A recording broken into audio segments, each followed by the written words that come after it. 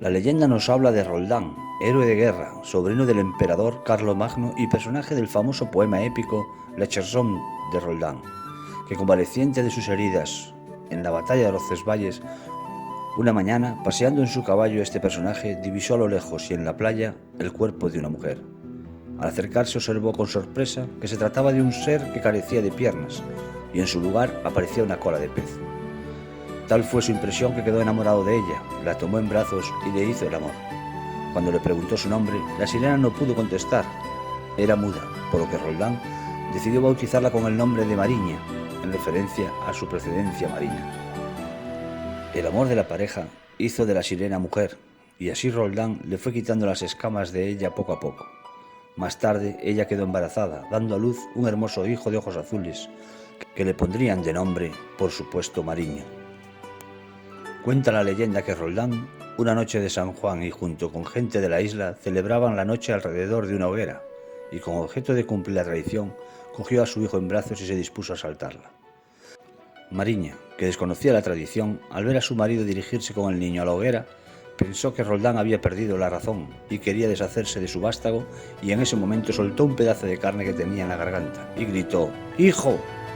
Desde ese momento Mariña pudo hablar con normalidad y la felicidad de la pareja fue plena, y sus años de amor dieron origen al linaje de los Mariño, antiguos habitantes de la isla que dejaron su huella en la construcción del magnífico pazo que se ve desde el muelle. Años después, y con la muerte de Roldán, la sirena volvió al mar, pero antes lanzó una advertencia.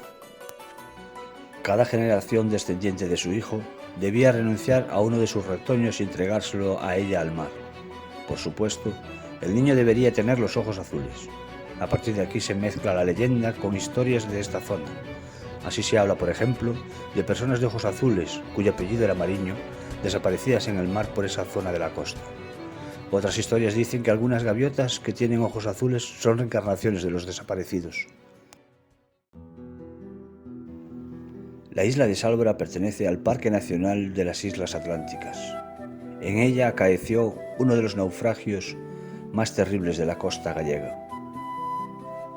El 2 de enero de este 2021 hizo 100 años que el vapor de pasajeros Santa Isabel se hundió al oeste de Galicia, cerca de esta isla. En el naufragio perdieron la vida 213 personas y solo se lograron salvar 56 ocupantes, de los 269 que transportaba. Nada más tener constancia del naufragio, los vecinos de la propia isla intentaron con los medios a su alcance salvar las vidas de los ocupantes, una acción que les valió a 3 de ellas para que fueran denominadas como heroínas de Sálvora, y hubo un gran reconocimiento social, además de recibir la Cruz de la Tercera Clase con distintivo negro y blanco del Consejo del Estado.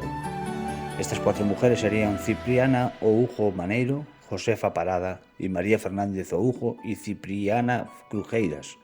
Las 3 primeras constaban con 24, 32 y 14 años.